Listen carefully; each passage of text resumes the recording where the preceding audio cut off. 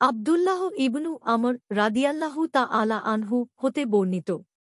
তিনি বলেন, রাসূলুল্লাহ সাল্লাল্লাহু আলাইহি ওয়াসাল্লাম বলেছেন, আল্লাহ তাআলা আসমানসমূহ ও জমিন সৃষ্টির ৫০,০০০ বছর পূর্বে মাখলুকদের তাকদীর লিপিবদ্ধ করে রেখেছেন।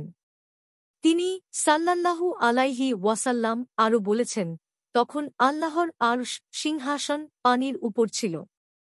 মুসলিম ২৬৫৩। মিশকাতুল মাশাবিহ ৭৯। হাদিসটির মান সহিহ। কদর বা তাকদীর তাই, যা আল্লাহ ফায়সালা করেছেন এবং কোন বিষয়ে নির্দেশ জারি করেছেন।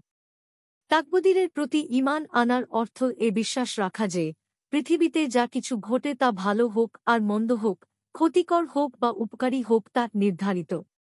এমনকি বান্দার কর্মকাণ্ড যার মধ্যে ঈমান আনা, কুফরি করা, আনুগত্য করা, অবাধ্য হওয়া, পথভ্রষ্ট হওয়া ও সৎ পথে চলা, সব কিছুই আল্লাহর ফায়সালা। এসব তাঁরই নির্ধারণ, ইচ্ছা, সৃষ্টি ও প্রভাবের ফল। তবে তিনি ঈমান আনয়নে ও তাঁর আনুগত্যে সন্তুষ্ট হন এবং এজন্য তিনি প্রতিদানের অঙ্গীকারও করেছেন। পক্ষান্তরে কুফরি ও অবাধ্যতায় সন্তুষ্ট হন না, বরং এজন্য তিনি শাস্তির ভয় প্রদর্শন করেছেন। আল্লাহ তাআলা সবকিছু নির্ধারণ করেছেন।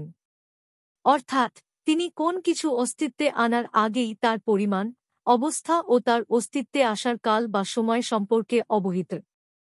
অতঃপর তিনি তা অস্তিত্বে এনেছেন। অতএব ঊর্ধ্বজগতে বা অধোজগতে আল্লাহ ব্যতীত কোন স্রষ্টা ও নির্ধারণকারী নেই। সবকিছুই তাঁর জ্ঞান, ক্ষমতা ও ইচ্ছানুযায়ী হয়। এতে সৃষ্টি জগতের কারও ইচ্ছা বা প্রভাব নেই।